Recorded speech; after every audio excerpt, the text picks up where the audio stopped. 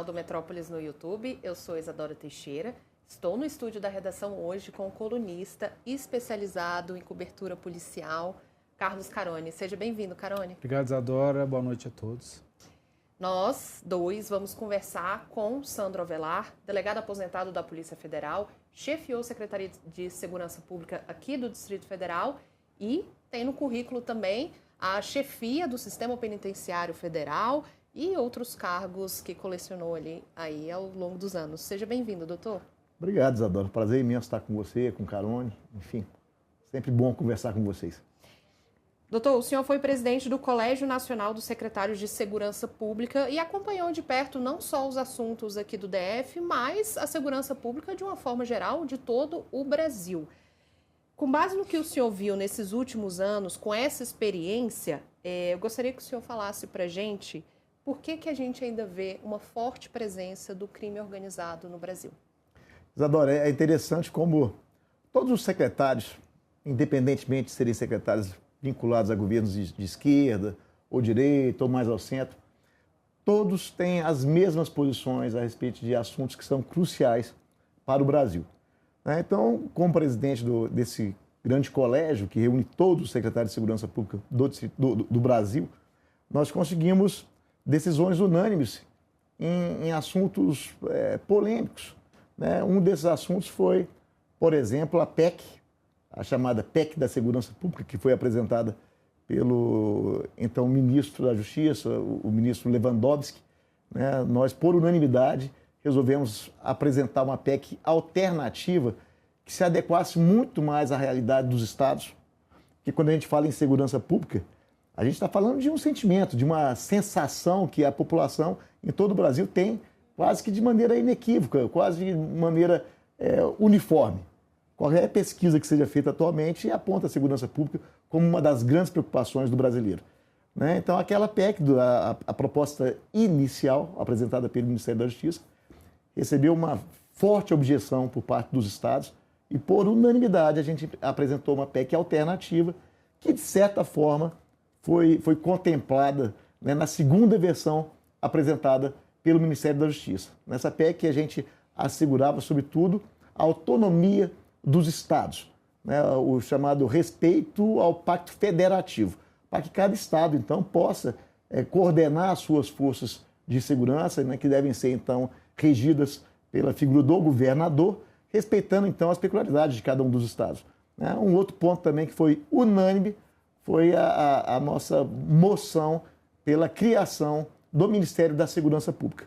Segurança pública é um assunto muito sério, ele não pode ser um assunto periférico, ele não pode ser um assunto que seja tratado por uma outra pasta que se chama Ministério da Justiça e Segurança Pública, onde, obviamente, ali as pessoas que vêm respondendo pelo Ministério da Justiça têm uma grande noção do que seja a Justiça, do que seja o Poder Judiciário, mas tem pouca noção do que seja segurança pública. Então, essa mudança é devida e a gente propugnou por isso e eu acho que saímos muito fortalecidos. Doutor, quando a gente fala de crime organizado, é difícil a gente não mencionar primeiro o Comando da Capital, o Comando Vermelho, e a gente tem uma preocupação muito grande em relação ao crescimento dessas facções, da especialização delas, principalmente em braços relacionados à lavagem de dinheiro, evasão de divisas, criação de grandes empresas. Hoje essas facções elas funcionam como trusts, como holdings, com vários negócios. Eles começaram a entrar até na política. Então, eu queria que o senhor falasse um pouco sobre esse tipo de combate, como politicamente a gente pode ajudar a frear um pouco esse ímpeto, esse avanço das facções, não só em estados do Nordeste, do Norte, como no Sul e Sudeste também. Tem essa presença. A gente teve até uma operação da Polícia Civil do Distrito Federal hoje, envolvendo as duas facções no DF, que tinha como alvo um dos maiores lavadores de dinheiro dessas facções. Caroni, isso sem dúvida nenhuma é um problema que preocupa todo o país. Essas facções, sobretudo as duas maiores, uma oriunda de São Paulo, outra do Rio de Janeiro, elas realmente cresceram muito, se espalharam pelo país. A região norte tem uma presença muito forte dessas facções, região nordeste também, conforme você mencionou. Eu acho que esse combate tem que começar pelo sistema penitenciário. E a gente tem hoje policiais penais que vêm fazendo um grande trabalho nesse sentido, né? Tanto os policiais penais federais, que trabalham nos 5 presídios federais, em estruturas do governo federal, eles têm ali um contato muito próximo com as maiores lideranças dessas facções, aquelas que estão reclusas e que se acostumaram ao longo da história a comandar o crime organizado a partir de dentro do sistema penitenciário, né? Mas também as polícias penais estaduais, incluindo aqui do DF, vem fazendo um grande trabalho, um trabalho de inteligência, de monitorar o que está acontecendo dentro dos presídios, né, para que a gente tenha capilaridade, tenha as informações que são oriundas de dentro do presídio, para que a gente possa fazer esse trabalho aqui fora. Eu acho que o Distrito Federal, inclusive, tem dado um grande exemplo nesse aspecto. Eu acho que dificilmente a gente vai ter no Distrito Federal a consolidação dessas facções que vêm de fora, porque o trabalho que vem sendo feito é um trabalho hercúleo, é um trabalho obsessivo, por exemplo, nas informações que são trazidas quando entra algum fuzil aqui, alguma arma que tem um maior poder de letalidade, né? As nossas corporações têm uma verdadeira obsessão para não deixar que isso se infiltre e que seja estabelecido aqui no Distrito Federal. Então eu acho que é um trabalho que preocupa a todos, demanda mudanças legislativas, né? Mas demanda, sobretudo, troca de informações que devem ser um objeto de coordenação por parte do governo federal. Mas coordenação, respeitando, então, as peculiaridades locais e respeitando as forças locais, as forças de cada estado. Mas a coordenação deve partir, sim, do governo federal. Mais uma razão para que a gente defenda com tanta ênfase a criação do Ministério da Segurança Pública. Doutor, o senhor acredita que houve, então, um retrocesso na segurança pública nos últimos anos? Porque a impressão que a gente tem, acompanhando de perto essas operações, noticiando como o crime organizado aparece, as redes que eles têm, essa capilaridade, a impressão que a gente tem é de que o crime organizado ele se moderniza cada dia mais. Então, o senhor, com base nesses anos de experiência que o senhor tem, tanto na segurança pública nacional quanto local, o senhor acredita que houve um retrocesso? Isadora, eu não diria um retrocesso, mas eu diria que a gente está caminhando lentamente, poderia caminhar com mais rapidez. As trocas de informações, por exemplo, que nós fazíamos dentro do CONCESP, né, que é o Conselho Nacional do Secretário de Segurança Pública, é um órgão de assessoria, um órgão consultivo que pode muito bem ser utilizado pelo Ministério da Justiça e acho que de pouco tempo para cá passou a ser melhor utilizado. Mas dentro do CONCESP, a gente tinha, por exemplo, constantes informações por parte dos secretários de Segurança Pública da região norte, principalmente da região norte, né, de que criminosos oriundos daqueles estados vinham sendo plotados, porque eles vinham sendo monitorados, né, eles estavam sendo plotados no Rio de Janeiro. Então, nós secretários de Segurança Pública, sabíamos que uma grande operação no Rio de Janeiro, como aconteceu no ano passado, poderia, possivelmente, levar, né, à prisão de várias dessas lideranças oriundas de outros estados, mas que haviam se colocado numa condição de relativo conforto no Rio de Janeiro, quando veio aquela decisão do Supremo que garantiu que não poderiam ser feitas operações policiais nos morros, né, nas comunidades cariocas. Né? Isso aí fez com que houvesse uma espécie de represamento, né, do crime organizado em várias comunidades do Rio de Janeiro. Quando foi feita aquela operação, o número de mortes foi um número elevadíssimo e dentre os mortos havia um percentual muito significativo, né, de criminosos que tinham vindo de outros estados. Ou seja, essa informação nós já tínhamos. Nós dentro de um colegiado que troca informações, que conversa abertamente, né, e parece que o governo federal ainda não tinha, por falta muitas vezes dessa comunicação que se dá através de uma grande coordenação que tem que ser feita. Eu acho que a gente evoluiu muito nesse aspecto, inclusive o atual secretário nacional de Segurança Pública, né, que é o Chico Lucas. Chico Lucas, ele era, à época, secretário de Segurança Pública do Piauí, um estado governado pelo PT, mas ele tem o respeito de todos os demais colegas. E a gente, como eu falo, o nosso colegiado, né, é um colegiado que as pessoas buscam um consenso, porque os problemas relativos à segurança pública, eles independem de serem oriundos de estados governados por governos de esquerda ou de direita. Né? Então nós fomos muito firmes no sentido de indicar o doutor Chico Lucas para ocupar uma posição importante dentro do Ministério da Justiça e Segurança Pública, que é justamente a Secretaria Nacional de Segurança Pública. Com esse tipo de diálogo mais aprofundado, né? Você tendo uma pessoa que conhece as particularidades de cada estado e conhece qual que é a realidade das nossas corporações, as lutas do dia a dia enfrentadas pelas polícias e, sobretudo, aquele sentimento que a comunidade tem em cada um dos estados, né? A gente tem certeza que uma figura como ele pode muito bem ajudar o Ministério da Justiça a assumir esse papel de coordenador, que é o que tem que ser feito, né? Mas a gente insiste, a criação do Ministério da Segurança Pública, em virtude da importância desse tema, ela se faz muito necessária. Doutor, o senhor chefiou o sistema penitenciário federal e um dos assuntos aí que a gente tem escutado nessa campanha à presidência da República de alguns dos candidatos é a criação, por exemplo, no caso do Romeu Zema, do Novo, criação de uma Alcatraz da Selva, que seria um presídio em uma região isolada da Amazônia. O Renan Santos, do Missão, fala na criação de um super presídio também em uma região isolada.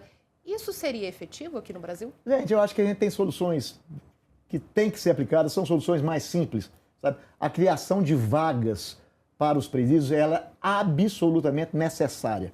Aquela história de que a gente precisa de vagas nas escolas, não nos presídios. Isso é falácia, isso é bobagem, porque você precisa de vagas nas escolas e nos presídios, né? Para a gente atender essa demanda de curto prazo, né? Que infelizmente vem trazendo ao país números que são desastrosos em matéria de criminosos reincidentes que são colocados em liberdade com base nesse absurdo que é o argumento de que os presídios têm uma superlotação. Então eles botam para fora criminosos reincidentes, criminosos que muitas vezes, como aconteceu aqui de maneira bárbara, né, o cara é colocado em liberdade e mata pessoas, comete estupros, crimes violentíssimos, né, durante um saidão, né, ou durante uma liberdade na qual ele é colocado em virtude desse argumento de que não há vaga em presídios. Então, nós precisamos sim de vagas em presídios e precisamos de mais. Precisamos fazer com que o preso trabalhe. Todo preso que eu conheci ao longo da minha vida quer trabalhar, não é porque é bonzinho, não, é porque quer remir a pena, diminuir a quantidade de dias que ele tem que cumprir. A cada 3 dias trabalhados é um dia a menos de pena, né? E a gente fica com essa conversa fiada. Isso não é verdade quando a gente fala que quando o preso não é obrigado a trabalhar é porque o sistema, a Constituição garante que não existe o trabalho forçado. Na verdade, não. Existe um grande lobby das empresas fornecedoras das quentinhas, por exemplo, das marmitas, que querem vender as marmitas, querem vender as quentinhas, e não querem que o preso trabalhe para produzir a própria comida. Aí vem a outra indústria que fornece os uniformes, que não quer que o preso trabalhe, porque eles preferem vender os uniformes. Então, o sistema penitenciário realmente merece uma reforma drástica, uma reforma que seja consistente, né, mas que implique, sobretudo, na criação de vagas dentro desse sistema, né, e que obrigue o preso a trabalhar. É impraticável, é algo que não se justifica. Você ter o preso custando o que custa para o Estado, né, muitas vezes ainda recebendo bolsas, né, bolsas que beneficiam o preso e a família do preso em virtude da sua prisão, e a comunidade que às vezes perdeu ali um pai de família ou que carrega o trauma causado muitas vezes por aquele preso não recebe nenhum tipo de contribuição, né, e a gente ainda é obrigado, com esse preço altíssimo que custa cada preso para o sistema penitenciário, tanto federal quanto os estaduais, né, sem que ele possa trabalhar para produzir. Então eu sou muito a favor, por exemplo, das colônias agrícolas. Acho que a gente não precisa construir uma Alcatraz, porque nós já temos o sistema penitenciário federal, que é um sistema que funciona muito bem. São 208 vagas em cada um dos 5 presídios, para presos de perfil muito especial, celas isoladas, né? A gente tem tido um grande trabalho que vem sendo feito no sistema penitenciário federal, né? Então eu não vejo a necessidade de criação de uma Alcatraz, conforme você mencionou, mas as colônias agrícolas, para que o preso trabalhe e produza, né, faça pelo país dele, devolva um pouco do prejuízo que ele criou, né, e que continua sendo mantido em virtude do preço que custa cada preso para o país. Eu acho que isso aí é o mínimo que a gente pode fazer. Criar vagas, né, e criar vagas em colônias agrícolas, né, e também fazer com que o preso tenha a oportunidade de trabalhar em outras esferas, não só produzindo alimentos. Mas tem que trabalhar, tem que produzir, até para poder diminuir o prejuízo que o país tem arcando com valores que são altíssimos para manter os presos. O senhor destacou bem esse crime bárbaro cometido por esse preso que matou uma senhora que cuidou dele quando ele havia saído da cadeia, estuprou 3 netas dela. E essa questão no Distrito Federal é muito latente, nessa questão envolvendo os saidões. A gente tem mais ou menos 20 mil presos no Distrito Federal. A cada saidão, em datas comemorativas, a gente tem entre 1.500 e 2.000 presos nas ruas. E, invariavelmente, crimes são cometidos por eles. Sempre. E dessa última vez de forma brutal, envolvendo essa senhora lá em Samambaia, né? A questão do saidão, o senhor acha que isso precisa ser revisto? As pessoas têm uma resistência muito grande, né? Principalmente a presos que não são nem pais e saíram no Dia dos Pais. Então, tem uma discrepância grande, uma forma de avaliar isso, que a população em geral acha necessário ser revisto, né? Principalmente presos que cometeram crimes hediondos, crimes graves, que estão puxando 10, 20, 30 anos de cadeia e sendo beneficiados em algum momento. Então, as pessoas têm essa preocupação. Eu queria que o senhor falasse um pouco sobre a sua visão particular em relação aos saidões. Eu acho um absurdo os saidões. Eu acho que o Brasil é um país que vem caminhando na contramão daqueles países mais envolvidos, que não permitem esse tipo de benefício. Benefício que é o benefício para o preso e é um grande prejuízo para a comunidade, que tem sempre sido reiteradas vezes vítima desse tipo de crime. A gente está citando alguns que aconteceram aqui no Distrito Federal, mas isso em todo o Brasil isso acontece. E a gente tem que mudar isso sim, a legislação ela tem que ser mais dura nesse aspecto. Aliás, a gente tem que endurecer a legislação em muitos aspectos. Olha, tem tantos modelos que merecem ser seguidos, como, por exemplo, modelos europeus, onde os crimes cometidos com arma de fogo são praticamente inexistentes, porque a pena é muito dura para aquele que é pego nas ruas cometendo um crime com arma de fogo. Né? Não estou aqui falando sobre política de desarmamento, estou falando aqui de crimes cometidos como assaltos à mão armada. Né? Assalto à mão armada é algo impensável nos países europeus. Porque se o cidadão for cometer um crime como esse, ele vai pegar uma pena muito severa, ele vai passar 20 anos na cadeia, ou 30, né? Porque ele fez um assalto à mão armada. Então vocês têm aquela sensação de segurança que a gente insiste em não permitir que a população brasileira tenha essa sensação, porque insiste nesse tipo de política, que é uma política complacente com o criminoso e que sacrifica toda a população.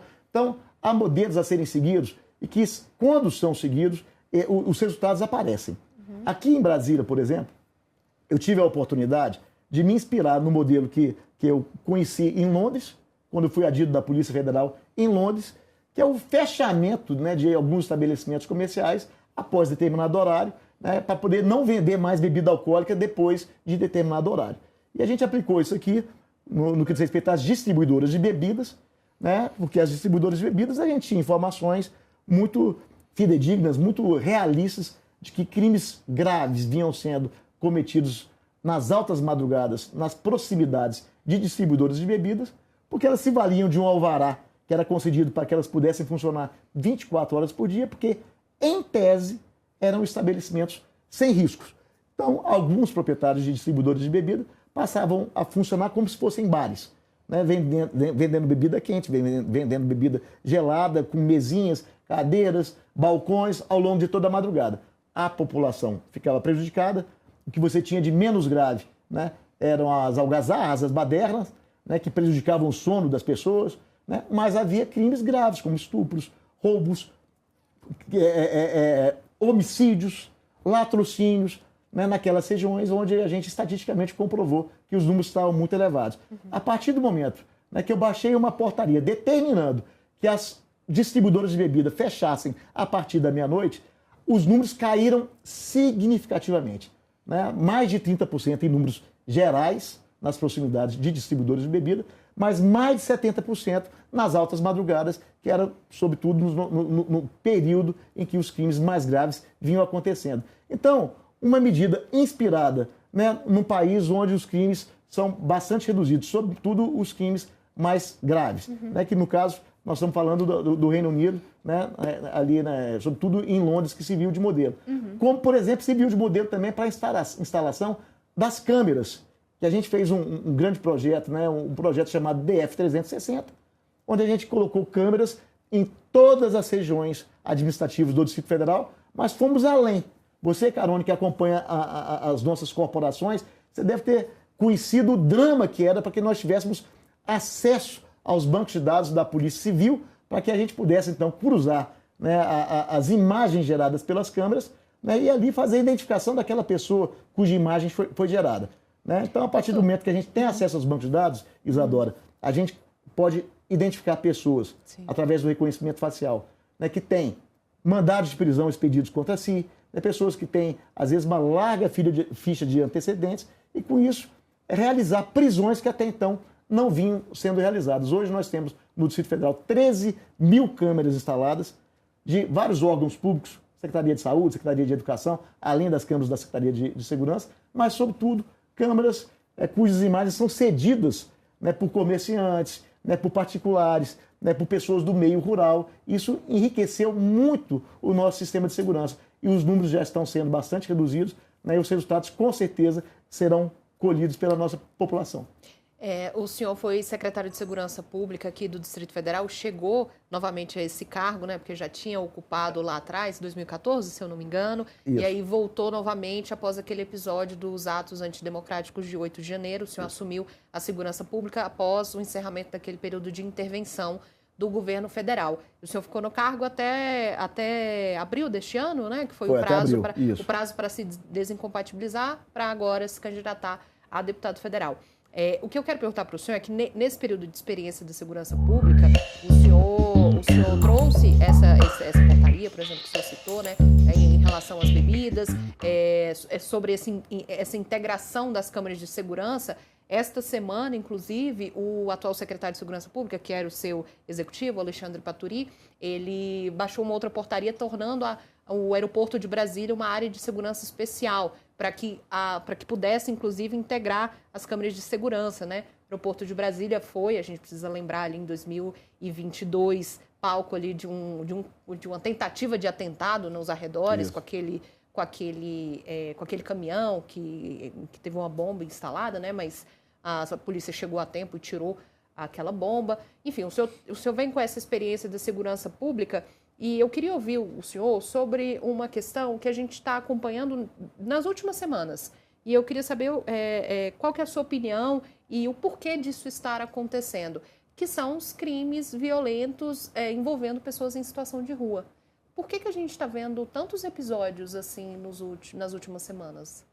Isadora, essa questão é interessantíssima, que a gente está passando um problema muito sério aqui no Distrito Federal, mas esse problema sério, ele abrange todo o país.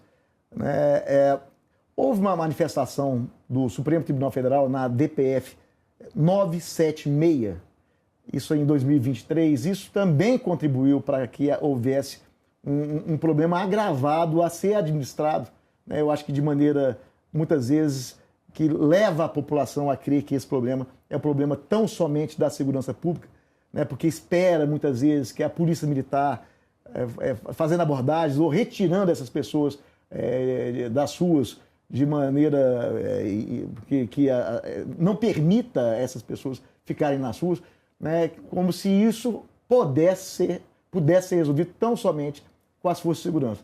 Mas, na verdade, eu acho que tem que haver uma conscientização para que a gente possa, por exemplo, fazer a chamada internação involuntária.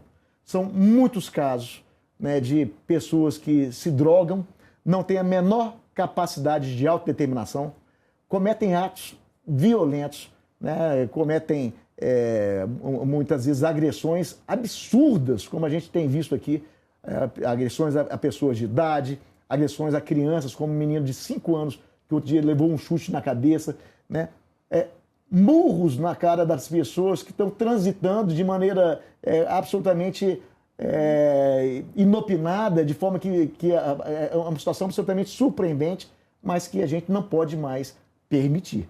E eu acho que a sociedade tem que se engajar nesse processo e entender que se o morador de rua ele tem esse tipo, né, de salvo-conduto para poder ficar onde ele quiser ficar, ele montar barracas onde ele quiser montar, né, como se isso representasse um direito do morador de rua, né, mas que vai claramente em detrimento do direito do resto da população, que muitas vezes tem esse sentimento de insegurança e muitas vezes não é só o sentimento de insegurança, é uma insegurança real, né? Os fatos estão a demonstrar isso, as agressões que a gente acabou de comentar estão reforçando esse entendimento. Então, gente, é um problema que envolve segurança pública, envolve as áreas sociais que tem que tratar desse problema em todos os estados do Brasil, mas envolve também um posicionamento do Poder Judiciário. Eu acho que o Supremo Tribunal Federal deveria se posicionar novamente sobre esse assunto, né, porque existe um grande afastamento, né, dessa posição que foi colocada pelo Supremo da realidade que a gente está vendo nas ruas.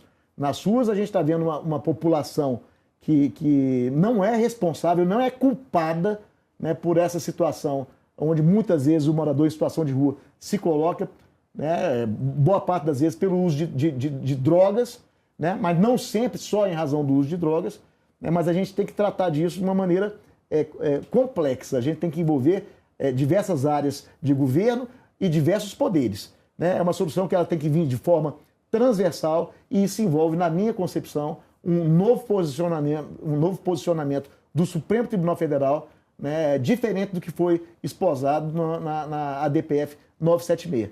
É preciso que a gente, enquanto sociedade, que a gente busque soluções que independam tão somente, né, do esforço que vem sendo feito pelas corporações policiais. Até porque, na grande maioria das vezes, quando a gente vê furtos, roubos ou agressões cometidas, né, por pessoas que estão nessas circunstâncias, né, são, na grande maioria das vezes, pessoas que já foram retiradas de circulação dezenas de vezes, né, e recolocadas nas ruas, às vezes, no mesmo dia. Aliás, na grande maioria das vezes, no mesmo dia.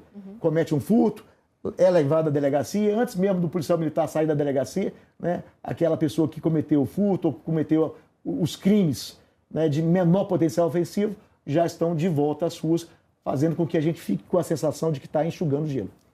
O senhor acredita que a Câmara dos Deputados, o Senado, tem que rever? Eu vou citar alguns temas aqui e eu quero escutar se o senhor acha que isso tem que ser revisto na legislação. A questão que o senhor citou dos saidões. Com certeza tem que ser revista a questão dos saidões. Isso aí, os números estão a mostrar isso. Os saidões, o senhor falou sobre audiência de custódia. Absolutamente contra a audiência de custódia do jeito que ela está sendo colocada hoje. A audiência de custódia hoje ela está sendo colocada tão somente para poder garantir, né, aquela pessoa que foi presa que ela tenha os seus direitos fundamentais preservados, mas ao mesmo tempo ela garante praticamente que ele volte às ruas e volte a cometer crimes, né, e isso aí, essa impunidade tem agravado muito a situação de violência em todo o país. Redução da maioridade penal. É outro absurdo. Né?